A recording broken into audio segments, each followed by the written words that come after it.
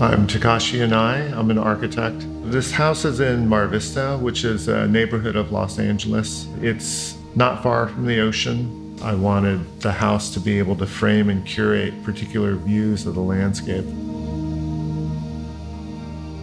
The house was built in the late 40s or early 50s. I saw the opportunity to take a very well-designed tract home, and with basically a process of editing, I thought we could create something unique and special. The first thing I did with the house is paint the whole house a flat black. It almost like sucks the light out of the air, but by doing that, it lets all the other things that are in front of it sort of celebrate the light and dance in the light. All the plants are just stars in front of this black stage.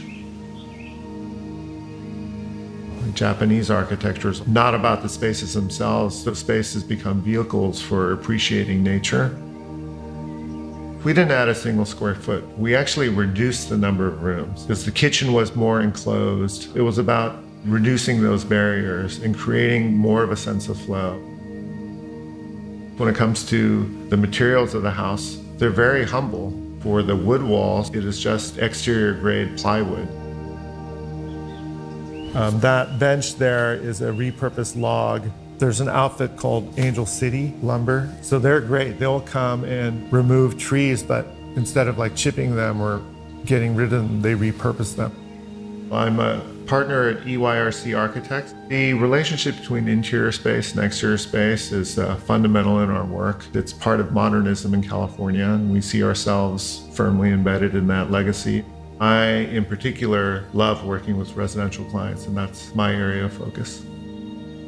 I was born in Japan, but I came over at a very early age, and I grew up in California. So those two backgrounds are embedded in the way I approach the architecture. There's some books and some artifacts that are related to the tea ceremony. And the more I understand about the tea ceremony, the more it has encroached on my approach to architecture. It's a historical Japanese way of saying each particular moment that you spend in a particular space with a particular person is special, and you should treat it as such.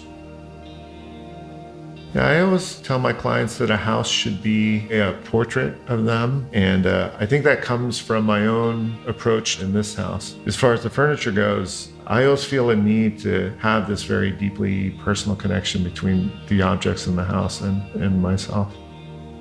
So this is a chair designed by Rudolf Schindler. I like this chair because of its relationship to Kings Road. The Kings Road house was one of Rudolf Schindler's first projects. And I think of Kings Road as sort of this intersection of the roots of California modernism and Japan. If you go there today, I think for many people, they would see a Japanese influence. One thing that I've come to realize is that a house is a forever evolving thing. I think architecture is vessels for these beautiful lives and stage sets for all the comedies and romances and dramas that happen within them.